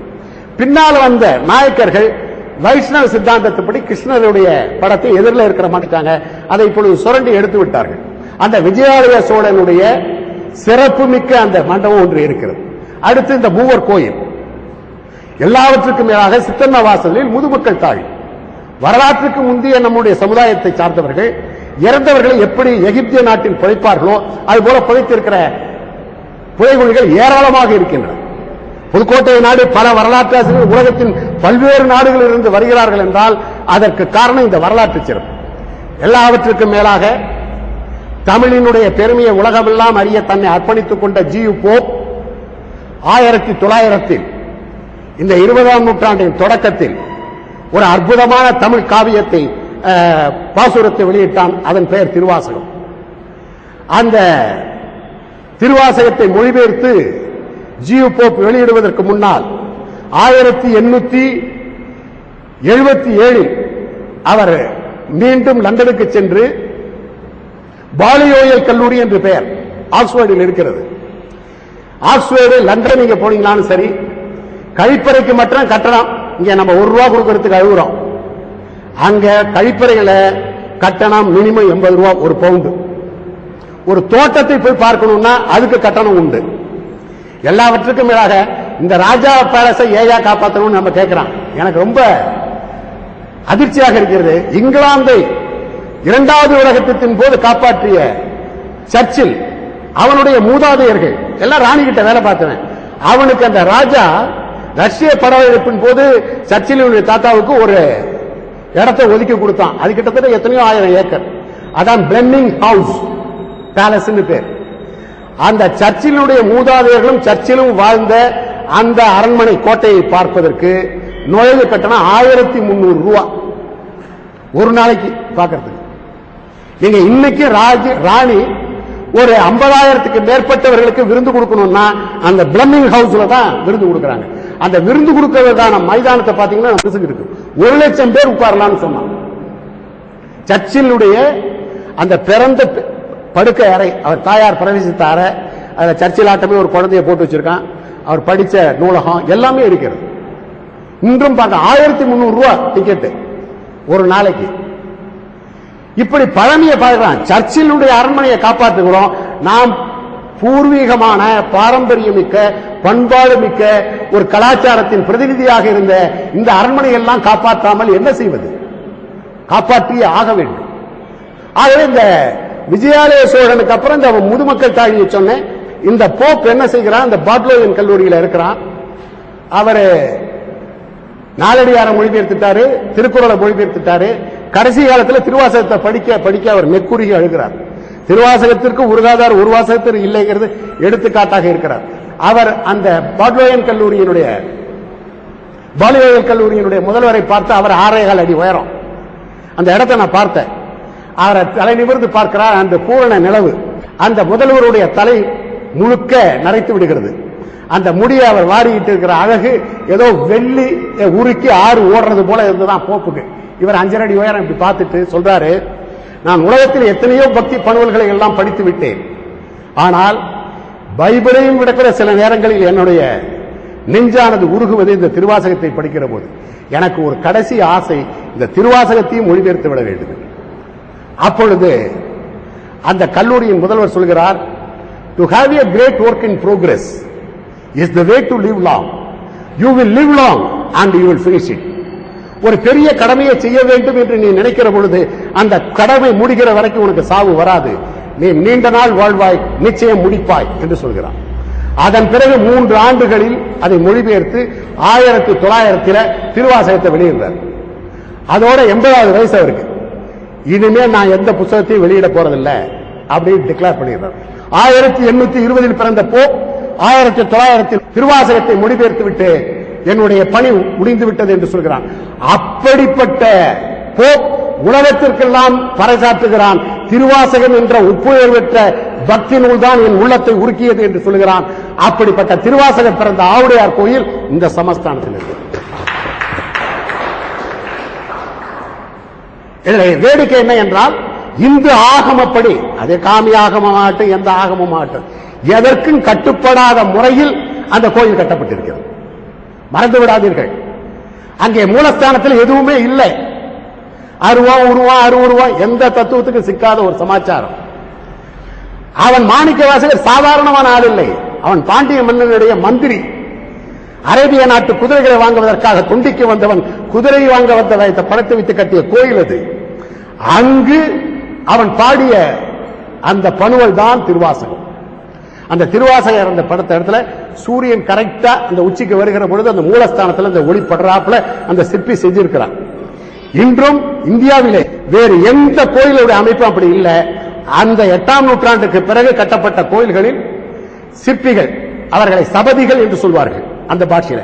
அந்த சபதிகள் புதுசா ஒரு கோயிலை கட்டணும்னா, ஆவுடையார் கோயில் கொடுங்கை நீங்களாக மற்றவற்றை செய்து தருகிறோம் என்றுதான் ஒப்பந்தம் போடுவார்கள். ஒரு வெள்ளக்காரன் வந்து பாக்குறான், அது என்னடா கொடுங்கை, இது அட்டையாட்டம்ல இருக்குன்னு துப்பாக்கியில சுட்டு பாக்குறான். அவன் குண்டு பாய்ஞ்ச ஓட்டை இன்னும் இருக்கு, போய் பாருங்க. போய் நம்ம அர்ச்சனை ஆராதனை பாலாபிஷேகம் பண்றமே தவிர கோயிலுடைய சிறப்பு, நீங்க நாத்திகராக இருக்கலாம், ஆஸ்திகராக இருக்கலாம், கடவுள் நம்பிக்கை இருக்கலாம், இல்லாமல் போகலாம், ஏதாவது போகட்டும், அது வேற. ஆனால் இந்த கோயில் நம்முடைய பாரம்பரியத்தினுடைய இருப்பிடம், நம்முடைய கலாச்சாரத்தினுடைய பிறப்பிடம். இங்குதான் இசை வளர்ந்தது, இங்குதான் நாட்டியம் வளர்ந்தது என்பதை மறந்து விடாதீர்கள். அப்படிப்பட்ட அந்த ஆவுடையார் கோயிலுக்கு ஒரு 200 அடி தூரத்தில் குளம் இருக்கு. அந்த கோயிலுக்கான தீர்த்தம், அதுக்கு முன்னால தகரத்துல இந்த அளவுக்கு கக்கூசுன்னு எழுதி போட்டிருக்கான். அதை நீக்குவதற்கு இங்க இருக்கிற பொதுநல ஊழியர்கள் பாடுபடணும்னு கேட்டுக்கிறேன். நான் எல்லாம் சொன்னா என் கூட வரவங்க என்ன சொல்ல, உனக்கு வேற வேலையே இல்லையா, வந்தமா சாமியை கும்பிட்டமா கோயிலை பார்த்தமான்னு வாழ்வியா கிறுக்குத்தனமா ஏதாவது பேசுறீங்கிறான். எனக்கு எல்லாரும் அண்மையில கொடுக்கிற பட்டமே கிறுக்குங்கிற பட்டம் தான். வந்த வேலையை விட்டுட்டு ஏண்டா செய்யறேங்கிறான். மனம் பதைக்கிறது. நான் உண்மையவே சொல்லுகிறேன். எங்க கட்டடத்தை கட்டுற இன்ஜினியர் கண்ணன் கூட இங்க வந்திருக்காரு, அவர்கிட்ட கூட சொல்லி இருக்கிறேன். ஏதேதோ தான தர்மங்கள் செய்யறீங்க. இந்த திருவப்பூர் மாரியம்மன் கோயில் டயத்துல ஒரு 34 தனவந்தர்கள் ஒரே நேரத்தில் ஐயர் சொன்ன அந்த 9:05க்கு அன்னதானம் செய்யறாங்க. தயிர் சாதம், சாம்பார் சாதம், மோர், நீர்மோர்னு. நான் சொல்றேன், 34 பேரும் பத்தல் போட்டுக்கிட்டு அட்டையத்தையும் சாம்பார் பொட்டலத்தையும் தயிர் பொட்டலத்தையும் கொடுத்தா வரவன் எத்தனை பொட்டலத்தை திம்ப? 68 பொட்டலத்தையும் திங்க முடியுமா? நான் ஒரு முறை அந்த இரவு ஆரோக்கியசாமி கிட்ட சொல்லி இருக்கிறேன். இரவு 12 மணிக்கு அங்க போனேன். தயிர் பொட்டலம் இந்த அளவுக்கு குமிஞ்சு கிடக்கு, குறுக்க போக முடியல, அப்படி நாடுது புளிச்ச நாத்து. நான் மருத்துவர் ராமதாஸ் அவர்கள் இடத்துல கூட சொன்னேன், இதை இந்த வருஷம் அன்னதானம் இந்த 5 பேர் செய்வோம், பாக்கி 30 பேரும் அந்த பணத்தை கொண்டு அந்த சாலையை அமைப்போம். எல்லாம் அந்த சர்க்கஸ்ல மரண கிணறா தானே ரொம்ப ரோடு இருக்கு. டொக்கு டொக்கு டொக்குன்னு ஏறினீங்கன்னா இடுப்பு ஒடிஞ்சு போகுது. டாக்டர் சொல்றான், இனிமே நீ 2 வீலர்ல போகாதேங்கிறான். ஆகவே இதை செப்பனிடுவதற்கு திருப்பணியை எத்தனை விதத்தில் செய்யலாம். அவ்வளவு பெரிய கோயிலை நான் சுத்தி வருகிறேன். எல்லாருக்கும் இப்ப உடம்புல மளிகை கடை இருக்கு, கொழுப்பு இருக்கு, சர்க்கரை இருக்கு, உப்பு இருக்கு, எல்லாம் இருக்கு. இந்த சர்க்கரை வந்துட்டா எல்லா வியாதியும் குட் பை சொல்லிட்டு போயிடும். ஆனா நம்ம குட் பை சொல்ல முடியாது. 1 மணி நேரத்துக்கு ஒரு தடவை போகணும் சிறுநீர் கழிக்க. இந்த கோயிலை சுத்தி வரப்ப அவசரமா வர இந்த லட்சக்கணக்கான பேரு சிறுநீர் கழிக்க எங்க இடம் இருக்கிறது? நான் புதுக்கோட்டை பஸ் ஸ்டாண்டு இப்ப ஏப்ரல் மேல அடையாளம் கட்டுக்கிறதுக்கு ஆஸ்பத்திரி ட்ரைனிங் வந்துட்டாலே ஒரு மூத்திர நாத்த ராத்திரி 9:30 மணிக்கு அடிக்கும். எவ்வளவுதான் தூங்கினாலும் டப்புக்குன்னு முடிச்சுக்கலாம். ஆஹா, புதுக்கோட்டை வந்து விட்டது. அதுக்கு அறிகுறியே இந்த அடையாளம் தான். இங்க ஆஸ்பத்திரி ட்ரைனிங்ல மிகைப்படுத்தி சொல்ல அணு. ஆகவே இதையெல்லாம் சீர் செய்ய வேண்டும். இந்த ஆவுடையார் கோயில் அவ்வளவு சிறப்பு மிக்கது. இன்னொன்னு நீங்க நினைவு வைத்துக் கொள்ளுங்கள், இன்றைக்கு இந்தியாவினுடைய வரலாற்றை எல்லாம் கொண்டு இருக்கிற இடம் தீர்மூர்த்தி பவன். அங்கதான் சுதேசந்திரன் பூரா இருக்கு, மணிக்குடி பூரா இருக்கு, வேறு சில வரலாற்று. அந்த தீர்மூர்த்தி பவன் வரலாற்று சிறப்புமிக்க அந்த நேரு வாழ்ந்த வீட்டின் நுழைவாயிலில் ஒரு பெரிய ஆடவல்லான் சிலை இருக்கும், நடராஜர் சிலை. அது நம்ம திருவரங்கம் கோயிலிருந்து எடுத்து போனது. இன்னைக்கு தீன்மூர்த்தி பவனை வரவேற்பறையில் இருக்கக்கூடிய அந்த ஆடவல்லான் சிலை திருவரங்குளத்தை சார்ந்தது. இங்க இருக்கிற குன்னாண்டார் கோயில் எத்தனை பேருக்கு தெரியும்? தாராசுரத்தை விட சிறப்பான ஒரு அமைப்புடைய கோயில். ஆகவே இங்கு எவ்வளவு வரலாற்று சிறப்புமிக்க இடங்கள் இருக்கிறது. இந்தியாவில் இருக்கக்கூடிய 10 வரலாற்று சிறப்புமிக்க இடங்களை நீங்கள் தேர்ந்தெடுப்பீர்களே ஆனால் ஆட்சி முறையிலிருந்து, நில அமைப்பிலிருந்து, நிர்வாக சீர்திருத்தத்திலிருந்து எல்லாவற்றிற்கும் எடுத்துக்காட்டாக இருக்கக்கூடிய ஒரு சிறிய சமஸ்தானம் புதுக்கோட்டை சமஸ்தானம் என்று வரலாற்று ஆசிரியர்கள் எழுதியிருக்கிறார்கள். சென்ற ஆண்டு ஆர்கியாலஜிக்கல் டிபார்ட்மெண்ட் இந்தியாவினுடைய வரலாற்று சிறப்பு மிக்க இடங்கள் என்று ஒவ்வொரு மாநிலத்திலும் மாவட்டத்திலும் இருக்கிறதை போட்டுகிற போது புதுக்கோட்டையில் மட்டும் 62 சிறப்பு மிக்க வரலாற்று சின்னங்கள் இருக்கிறது என்று சொல்லி இருக்கிறார்கள். ஆகவே இன்னைக்கு இந்தியாவில் எந்த கவர்மெண்ட் ஆபீஸுக்கு போனீங்கனாலும் அந்த ஆபீஸ்ல எழுத்தராக நுழைந்தவன் பதவி உயர்வு பெறணும்னா டிஓஎம் பாஸ் பண்ணும். அண்ணாமலை சாருக்கு தெரியும். டிஸ்ட்ரிக்ட் ஆபீஸ் மேனுவல் பாஸ் பண்ணாம எந்த டிபார்ட்மெண்ட் ஆளும் ப்ரமோஷன் வாங்க முடியாது. அதான் மாவட்ட ஆட்சி நடைமுறை நூல், செயல்முறை நூல். அதை உண்டாக்கியவன் டாட்டன்ஹாம். இந்த புதுக்கோட்டை சமஸ்தானத்துக்காக உண்டாக்கிய அந்த நிர்வாக அரசியலை தான் ஆங்கில அரசாக இந்திய அரசாங்கம் பூராவுக்கும் சட்டமாக ஆக்கி அந்த டிஓஎம் டாட்டன்ஹாம் சிஸ்டம்னு பேரு, இன்னொரு பேர் ஃபைலிங் சிஸ்டம்னு பேரு, அதை உருவாக்கினதே இந்த புதுக்கோட்டை தான். இந்த புதுக்கோட்டத்தின் சிறப்புமிக்க அந்த டிஸ்ட்ரிக்ட் ஆபீஸ் மேனுவல் மிகவும் புகழ்பெற்ற ஒன்று. அதை அடுத்து புதுக்கோட்டை ஸ்டேட் மேனுவல் 3 வால்யூம் இப்ப நம்ம அருங்காட்சியகத்தில் திருப்பி பதிப்பித்திருக்கிறார்கள் என்று நினைக்கிறேன். அது இங்க எனக்கு சுப்பிரமணியம், மறைந்த கலெக்டர் சுப்பிரமணியம் சொல்வாரு, 74 இது மாவட்டமாக மாறிய போது கலெக்டர் ஆபீஸ் ரூம் பூராவும் இருந்துதான், அதை 8 ரூபாய்க்கு வித்தேன்னு சொன்னார். இன்னைக்கு அதனுடைய பழைய பிரதி எங்கேயாவது கிடைக்குமான்னு நானும் அலைந்து கொண்டே இருக்கிறேன். மிகச்சிறப்பான ஒரு திட்டம். ஒரு அரசன் இப்படி ஒரு வரலாறு எழுதுவதற்கு ஒரு குழுவை அமைத்திருக்கிறான். ஆர் வெங்கட்ராமன், அவருடைய உறவு முறை தான் சீனிவாசன், என்ன சீனிவாசன். ஆகவே இப்படி வரலாற்று சிறப்பு மிக்க பல பெருமைகளை கொண்ட புதுக்கோட்டையின் புகழை, குறிப்பாக எல்லா ஊர்லயும், நான் ஹாலண்டு போயிருக்கேன், ஹாலண்டுக்கு உள்ளது சிறப்பை பற்றி எல்லாம் ஆங்கில பேராசிரியரெல்லாம் இருந்த ராமையாவுக்கு தெரியும். The man a boy who saved Holland. அந்த கடலுக்கு இருந்த மதிர்ச்சுவரில் ஓட்ட வந்துருது, ராத்திரி பூராவும் விரலை வச்சு அடைச்சு காப்பாத்தனான்னு சொல்லுவாங்க. ஏன்னா ஹாலண்டு கடலுக்கு மட்டத்துக்கு கீழே இருக்கு, ஊருக்கு மேல கடல் இருக்கு. நீங்க எல்லா இடத்துலையும், இப்ப திருக்கோவரணத்தில் நான் இருக்கிறேன், திருக்கோவரணத்தினுடைய பிரகதாம்பாள் கோயிலுடைய குளம் அந்த ரோட ஒட்டியே தான் இருக்கும், ரோடுக்கு தான் போகும். ஆனா புதுக்குளம் மட்டும் கரை வந்து ரோடுக்கு மேல 15 அடி உயரத்தில் இருக்கு. அதுல கார் போகலாம். அதுல இருந்த அந்த வெங்கல கிராதிகள் எல்லாம் இப்ப காண போச்சு. பாதுகாப்பு உண்டு. அதுக்கு 20 கிலோமீட்டர் தூரத்துக்கு தண்ணீர் வரத்துக்கு பாதுகாப்பாட்கள் இருந்தார்கள். அந்த குளத்தில் இறங்கி யாரும் கால் கழுவ முடியாது. எந்த ஊர்லயும் இந்த மாதிரி அமைப்பு இல்ல. சமீபத்தில் புதுக்கோட்டையை சார்ந்த ஒரு நகரத்தார் வந்து காமிக்கிறப்ப புதுக்குளத்தை வாங்க, என்னங்க குளத்துல என்னங்க இருக்குன்னு. உங்க ஊர்ல இருக்கிற ஊரணி, இந்த திருக்கோவரணம் கோயில் குளம் எல்லாம் பாருங்க தரமட்டத்தோட இருக்கும். பஸ் நேரா குளத்துல போய் இறங்கலாம். இங்க பாருங்க குளம் எவ்வளவு உயரமா இருக்கு, இந்த அமைப்பை பாருங்கள், இந்த பிரம்மாண்டத்தை பாருங்கள். அந்த மேக்னிஃபிஷன்ட் ஸ்ட்ரக்சர் அது எங்க போனாலும் கிடைக்காது உங்களுக்கு. எவ்வளவு பெரிய ஏரி எல்லாம் இருக்கு. ஆனால் இப்படி ஒரு அமைப்போடு இந்த வயோதிகர்கள் எல்லாம் வாக்கிங் போற இடமா போயிடுச்சு. ஆனால் அதை புனருதானம் செய்ய வேண்டும் என்றால் பழைய நிலைக்கு கொண்டு வர வேண்டும், ஆழப்படுத்த வேண்டும். 26 குளங்களை ஆழப்படுத்தினால் இங்க தண்ணீர் பிரச்சனையே இருக்காது. இந்த புதுக்கோட்டை தனி அமைப்பு. அங்கிருந்த மண்ணை கொண்டு அதை வேஸ்ட் செய்யாம செங்கல்லா மாற்றிய பெருமையும் திவான்களுக்கு உண்டு. ஆகவே மிக எல்லா ரீதியிலும் எல்லாவற்றுக்கும் மேலாக கடைசியாக ஒன்றை சொல்கிறேன். இசை உலகத்தில் இன்றைக்கும் ஆராய்ச்சிக்கு உரிய ஒன்றாக இருப்பது குடுமையான்மலை கல்வெட்டு. குடுமையான்மலை இசை கல்வெட்டு. நாம எல்லாரும் என்ன செய்யறோம்னா, இந்த ஒரு கல்லை தட்டுறோம், சாங்குது, இன்னொரு கல்லை கட்டுறோம், ரீங்குது, சரிகம பதனி அப்படின்னு 7 சுரத்துக்கான கல் இருக்குங்கிறத மட்டும் சொல்றோம். ஆனா இப்ப அங்க தேன்கூட அடைஞ்சு போய் கிடக்கு. அந்த இடத்துல இருக்கக்கூடிய கல்வெட்டு தான் இசை கல்வெட்டு. இன்னும் ஆராய்ச்சியாளர்கள் அதுல என்ன சொல்லப்பட்டிருக்கிறது என்பதை பற்றி ஆராய்ந்து கொண்டிருக்கிறார்கள். அந்த குடுமையான்மலையில தான் ஒரு காலகட்டத்தில் நம்முடைய புதுக்கோட்டை மன்னர்கள் தங்களுடைய மகுடாபிஷேகத்தை முடிசூட்டி கொண்ட இடம் இருக்கு. அது 8பட்ட கல்லு, பெரிய இடம். அதற்கு பிறகு ராஜகோபால தோட்டமான் இங்க பிரகதாம்பாலிலே முடிசூட்டி கொண்டார். அந்த வரலாற்று சிறப்பு மிக்க குடுமையான்மலை இசை கல்வெட்டு. அடுத்தது இந்த இசை உலகத்திலேயே 1920க்கு அப்புறம் வந்த கஞ்சிரா. மற்ற எல்லா வாத்தியத்துக்கும் மாட்டுத்தோல் வேற தோல் இருக்கும். இந்த கஞ்சிராவுக்கு மட்டும்தான் உடும்பு தோல். இந்த கஞ்சிரா ஒரு கையில வச்சுட்டு ஒரு கையால வாசிக்கிறது. அதை கண்டுபிடித்தவர் மான்முட்டியா பிள்ளை. சமீபத்தில் இதை பற்றி நான் பேசிக் கொண்டிருக்கிற போது ஒரு நண்பர் மான்முட்டியா பிள்ளைன்னா அது திருக்கோவரணத்தை ஆளுங்களா அப்படின்னா அவர் இசை வேளாளரான்னு கேட்டார். நம்ம ஊர்களுக்கு எது தெரியுதோ தெரியலையோ அவன் ஜாதி தெரியணும்.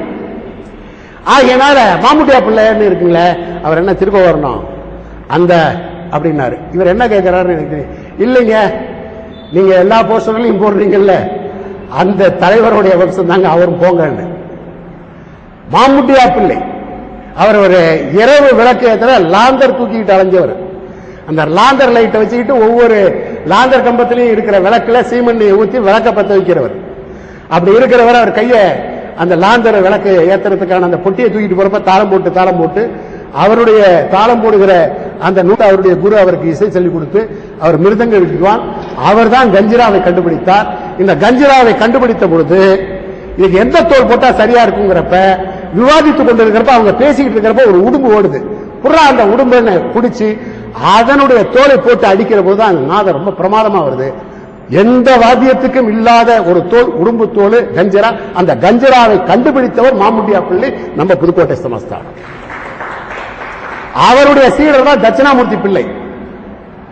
அவருடைய விழாக்களை எல்லாம் இப்ப கொண்டாடி கொண்டிருக்கிறார்கள். இதுல இன்னொரு முக்கியமான விஷயம், நான் முத்தமிழ் என்று சொல்லி நாடக தமிழின் பிதா என்று பாராட்டுகிறீர்களே சங்கரதாஸ் சுவாமிகள், அவர் மாமுட்டியா பிள்ளையினுடைய வளர்ப்பு மகன். நினைவில் வைத்துக் கொள்ளுங்கள், மாமுட்டியா பிள்ளையினுடைய வளர்ப்பு மகன் சங்கரதாஸ் சுவாமிகள். அவர் அடக்கமானது பாண்டிச்சேரியில, அவருக்கு விழா எடுத்துகிறது மதுரையில. இன்றைக்கு சங்கரதாஸ் சுவாமிகளுடைய நினைவு தினத்தை புதுக்கோட்டையில் முன்னெல்லாம் 3 நாட்கள் நடத்துவார்கள், இப்போ ஒரு நாள் நடத்துறாங்க. ஆக இசை உலகத்தில் ஒரு பெண் மிருதங்க வித்வான் ரங்கநாயகி நம்ம சாயிமாதா பிருந்தாவோட எந்த சமஸ்தானம் வரைக்கும் போய் பாலக்காடு மணி போன்ற கும்போண ராஜமாணிக்கம் பிள்ளை போன்ற மிருதங்க வித்வானுக்கு நிகராக மிருதங்க வைத்தவர். 1930க்கு முன்னால நினைவு வச்சுங்க, ஒரு பெண் மிருதங்க வித்வான். அதே போல கரிக்கதை கனகாம்பூஜம் மிகப்பெரிய கரிக்கதை இவர பாகவதரை பத்தி எல்லாம் சொல்லுவோம். ஆனால் அதே ஒரு பெண். அந்த வீடு இன்னைக்கு வேற மாதிரி போயிடுச்சு. தட்சிணாமூர்த்தி பிள்ளை வீடு இன்னைக்கு எங்கேயோ போயிடுச்சு. எல்லாவற்றுக்கும் மேலாக பேசும் படம் வந்த பொழுது முதல் டைரக்டராக இருந்த ராஜா சாண்டோ, புதுக்கோட்டையை சார்ந்தவர். ராஜா சாண்டோ தமிழ் படத்தில் புத்த காட்சியை முதல் அறிமுகப்படுத்தியவன். அந்த ராஜா சாண்டோ தான் பியு சின்னப்பா மல்யுத்தம் செய்வதையும் குச்சி விளையாட்டு விளையாடுவதையும் பார்த்துவிட்டு திரையுலகில் அவனை சேர்த்தான். இன்றைய வரைக்கும் நடிக பூபதி என்று அழைக்கப்படுகிற பியு சின்னப்பாவை கண்டுபிடித்தது ராஜா சாண்டோ. எனக்கு தெரிந்து தேவர்கால்ல வலதுகை புறத்தில் ராஜா சாண்டோனுடைய கம்பீரமான ஒரு பெயிண்டிங் இருந்தது. இந்த பக்கம் ராமலிங்கம் தேவருடைய ரெண்டையும் எடுத்துட்டாங்க. இப்ப ராஜா சாண்டோ தான் பம்பாய்க்கு போய் இப்ப படம் எடுக்கணும், கல்கத்தாவுக்கு போய் படம் எடுக்கணும். அந்த ராஜா சாண்டோ தான் பியு சின்னப்பாவை கண்டுபிடித்தான். நடிக பூபதி, நீங்க சிவாஜி கணேசனுடைய பல்வேறு நடிக பாவ உத்திகள் எல்லாம் இருக்குல்ல, அந்த கையை ஒரு தினசால அப்படி நடிக்கிறார்ல, அதெல்லாம் பியு சின்னப்பா கிட்ட கத்துக்கிட்டு. நீங்க நல்ல உத்து கண்ணகி படத்தை பாருங்க. முத்து சீனிவாசனை கேட்டுக்கொள்கிறேன், பழைய படத்தை மறுபடி பார்க்கிற போது, ஏன்னா அவர் சினிமாவை விரும்பி பார்க்கிறவர், பாருங்க எந்தெந்த இடத்த சிவாஜி கணேசன் பியு சின்னப்பா கிட்ட இருந்து வாங்கியிருக்காரு பார்க்கலாம். அந்த நடிக பூபதியின் இடத்திலிருந்து கடன் வாங்கியதுதான் நடிகர் திலகம். நடிகர் திலகத்துக்கு சண்டை காட்சியில் நடிக்க தெரியாது, பாட தெரியாது. இந்த நடிக பூபதி இருக்காரே பியு சின்னப்பா, ஹரிராம் சேட்டு தான் சொத்தையே விற்க தயாராக இருந்தான். இந்த சின்னப்பாவுக்காகவும் எம்.கே. தியாகராஜ பாகவதர், எம்.கே. தியாகராஜ பாகவதர் கடைசி காலத்தில் வறுமையில் வாடுகிறார் என்பதற்காக பணம் அனுப்பினா புலி பசித்தாலும் பிள்ளை தின்னாதுன்னு தியாகராஜ பாகவதர் ஹரிராம் சேட்டுக்கு திருப்பி அனுப்பிச்சிடறான். உடனே ஹரிராம் சேட் என்ன செய்கிறார் என்றால், கூடல் மாநகரத்து அதிபதி தன்னுடைய தொழிலாளர்கள் 50, 100 கொடுத்து அனுப்ப சொல்றான். இது ஹரிராம் சேட் திட்டம், எனக்கு வேண்டாம்னு திருப்பி அனுப்பிச்சு தஞ்சாவூர் மாரியம்மன் கோயில்ல கண்ணை இழந்து செத்தவன் தான் ஏழிசை மன்னன் தியாகராஜ பாகவதர். அவருக்கு ஈடு கொடுத்து நடித்த ஒருவன் தான் பியு சின்னப்பா. தியாகராஜ பாகவதருக்கு சண்டை போடலாம் தெரியாது, நடிக்கவும் தெரியாது. பியு சின்னப்பா மிகப்பெரிய நவரச கலைஞர். அவருடைய ஒரு ஜெயதல பிரதாபன் படம் ஒண்ணு போதும். என்ன காரணத்தினாலேயோ தெரியல, தமிழர்களுக்கு இந்த தோல் எப்படி இப்படி மறத்து போச்சுன்னு தெரியல. ரொம்ப மறத்து போச்சு. எதை பத்தியும் ஒரு சிந்தனையும் இல்லை. ஒரு 1000 லிட்டர்ல இந்த டிஜிட்டல் போஸ்டருக்கு அபிஷேகம் பண்றான். இப்ப என்ன செவுத்துல ஒட்டி விட்டான்னு மொண்டு செவுத்துல அடிச்சுட்டு இருக்கான். நடந்தது, நான் ஒன்னும் மிகைப்படுத்தி சொல்லல. ஆனால் பியு சின்னப்பா அவருடைய சமாதியை ஆக்கிரமிச்சுக்கிட்டு இருக்காங்க. நான் நல்ல கண்ணுகிட்ட சொன்னேன், யார்கிட்டயோ சொன்னேன், நம்மளால முடிஞ்சது என்னவோ அதை செஞ்சுக்கிட்டு தான் இருக்கிறேன். சொன்ன எனக்கு வேற வேலையெல்லாம் இருக்கு கிருஷ்ணமூர்த்தி, அப்புறம் பேசுவோம்ட்டு கிளம்பிடுறாரு. என்ன செய்யறது, நமக்கு தெரிஞ்சவங்க கிட்ட சொல்றான், நம்ம நிலைமை அப்படி இருக்கு. நான் ஒரு அரசியல் கட்சியில ஏதாவது ஒரு காவட்டமாவது இருந்திருக்கணும், இல்ல, அதனால எடுபட மாட்டேங்குது. இன்னைக்கு இந்த காவட்டம் அரைவட்டம் முக்காவட்டம் போடுற ஆட்டத்துக்கு நேரம் இல்லையே. ஆகவே எதை சொல்வதென்றாலும் அரசியல்வாதிகள் அல்லது சினிமா நடிகர்கள் சொன்னாதான் இந்த நாட்டில் எடுபடுங்கிற நிலைமை மாற வேண்டும். இந்த சமுதாயம் சீரழிந்து கொண்டிருக்கிறது என்றால் அதற்கு காரணம் ஊடகத்தினுடைய பல்வேறு நன்மைகளை பற்றியெல்லாம் நான் குறை சொல்லவில்லை. ஆனால் இன்று இந்த ஊடகங்கள் என்ன நிலையில் இருக்கிறது என்று எண்ணி பாருங்கள். அவங்க ஒரு டர்க்கி டவலை புரிஞ்சு கண்ணீர் விட்டு புரிஞ்சுக்கிட்டு இருக்காங்க. 6 மணிக்கு ஆரம்பிச்சதுன்னா விடிய விடிய அதான் எல்லாம் சோக கதைகள், உருப்படியான கதைகளே கிடையாது. வரலாற்று காலச்சுவடு சரித்திர சுவடுன்னு போடுறான், அதுக்கு 20 நிமிஷம், அந்த 20 நிமிஷத்துல 10 நிமிஷம் விளம்பரம். இந்த கலைஞர் டிவியில சரித்திர சுவடுகள்ல ஞானாலயாவை பத்தி போட்டாங்க, ரொம்ப அதிசயம் 40 நிமிஷம் போட்டாங்க. ஆனா ரொம்ப பேர் பார்த்திருக்க மாட்டாங்க. எதற்காக இது சொல்கிறேன் என்றால் வரலாற்று உணர்வு மிகவும் முக்கியம். நம்ம ஆளுங்க என்ன செய்யறாங்க, இளைஞர்கள்ல, சார் எங்களுக்கு தெரியலன்னா பரவாயில்ல சார் அப்படிங்கிறான். எனக்கு அந்த அவர்கள் சொல்வதை கேட்ட பொழுது பாரதி நம்மவர்களை பார்த்து யாமறிந்த மொழிகளிலே தமிழ் மொழி போல் இனிதாவது எங்கும் காணோம், பாமரராய் விலங்குகளாய் உலகனைத்து நிகழ்ச்சி பாண்டிகிட்டு நாமது தமிழரென இங்கு வாழ்ந்திடுதல் நன்றோ என்று பாடினானே. பாமரராய் விலங்குகளாய்னு ஏண்டா சொன்னான்னு நினைச்சேன். அப்படி உலகம் சுற்றிய தமிழர் ஏகே செட்டியார் சொன்னார், காரணம் இருக்கு தம்பி, 1930 வரை ஆரிய இனத்தை சார்ந்தவன் நான், உலகத்தையே கட்டியாள பிறந்தவர்கள் நாங்கள் என்று சொன்ன ஹிட்லருடைய ஜெர்மன் நகரத்தில் உள்ள பெர்லின் நகரில் மிருக காட்சி சாலையில் சிங்கம் இருக்கிற ஒரு கூடு, புலி இருக்கிற கூடு, கரடி இருக்கிற கூடு, வனவிலங்குகளுக்கெல்லாம் வரிசையா கூண்டு இருக்கும். கடைசியா வந்தீங்கன்னா இந்தியர்கள் அடைக்கப்பட்ட கூண்டும் இருந்தது மிருக காட்சி சாலை. மிருக காட்சி சாலையில் 1930 வரை பெர்லின் நகரத்தில் உலகப்பெற்ற மிருக காட்சி சாலையில் இந்தியர்கள் கருப்பர்கள் அடைக்கப்பட்டிருந்தார்கள் விலங்குகளுக்கு சமானமாக. ஆகவே உலகனைத்து நிகழ்ச்சி பான்மையிட்டு நாமமது தமிழர் என வாழ்ந்து கொண்டிருக்கிறோம். விவேகானந்தருடைய 150வது ஆண்டு விழாவை கொண்டாடி கொண்டிருக்கிறோம். அவர் அமெரிக்காவுக்கு சென்ற பொழுது இந்திய சரித்திரம் எப்படி இருந்தது என்றால், இந்த மனிதர்களுக்கு 2 கால்களையும் கைகளாக மாற்றி பல நூற்றாண்டுகள் ஆகிவிட்டது என்பது தெரியாமல் இன்றும் 4 கால் விலங்குகளைப் போல கைகளையும் கால்களையும் ஊன்றி ஆற்றில் ஓடுகிற நீரை முன்பு குடிக்க தெரியாமல் நக்கி குடித்துக் கொண்டிருக்கிறார்கள் இந்தியர்கள் என்று வரலாற்று புத்தகத்திலே 1893 எழுதப்பட்டது. பெண்கள் குழந்தைகளை பெற்று அதை ஆற்றிலே வீசி எறிகிறார்கள் முதலைகளுக்கு இரையாக, அல்லது மரக்கிளையிலே தொட்டில் கட்டி அதை காக்கைகளுக்கும் பருந்துகளுக்கு இரையாக கொடுக்கிறார்கள் என்று வரலாற்று புத்தகம் எழுதினார். ஆகையினாலேதான் இந்த வரலாற்று உணர்வு மிகவும் முக்கியம். அதற்கு வரலாற்று பண்பாட்டு மையம் சொல்கிற இந்த செய்திகளை எல்லாம் நீங்கள் காதில் வாங்கி வெளியே செல்கிற போது காற்றோடு விட்டுவிடாமல், இதை நிச்சயமாக விஸ்வநாதன் அவர்கள் தான் ஓய்வு பெறுவதற்கு முன்னால் புதுக்கோட்டைக்கு வருகிறவர்களை கையேடு, எதையும் நீங்க வெளியே மலிவாவோ விலையில்லாமலோ கொடுத்தீங்கன்னா தூக்கி போட்டுருவான். ஃபேன் ஃப்ரிட்ஜ் தவிர மற்ற எல்லாத்தையும் தூக்கி போட்டுருவான். ஆகையினால இந்த கையேடை புதுக்கோட்டையின் புகழ் சேர்த்த இந்த சம்பவங்களை எல்லாம் தொகுத்து ஒரு சிறிய வெளியீடாக இந்த வரலாற்று மையத்தின் சார்பாக வெளியிட வேண்டும். அதற்கு உங்களுக்கு ஏதேனும் தட்டுப்பாடு இருந்தால் பக்கத்திலே பல மகாராஜாக்கள் இருக்கிறார்கள், அவர்களை எல்லாம் நீங்கள் பயன்படுத்திக் கொள்ள வேண்டும். வெறும் கோயில் கும்பாபிஷேகத்துக்கு மட்டும் அவர்களை பயன்படுத்திக் கொள்ளாதீர்கள். இந்த வரலாற்று பண்பாட்டு மையத்திற்கும் நீங்கள் அவர்களை பயன்படுத்திக் கொள்ளலாம். ஆகவே இந்த வரலாற்றோடு நாம் இணைந்து வாழ வேண்டும். ஆகையினால்தான் 150வது ஆண்டு விவேகானந்தரின் நினைவு நாளில் நான் உங்களுக்கு நினைவுபடுத்த விரும்புவது என்னென்றால், விவேகானந்தர் என்ன சொல்கிறார் என்றால், what India now wants is muscles of iron and nerves of steel என்று சொல்கிறார். இந்தியாவுக்கு இன்றைய தேவை எஃகை உத்த நரம்புகளும் இரும்பை உத்த தசைநார்களும் கொண்ட இளைஞர்கள் தான்.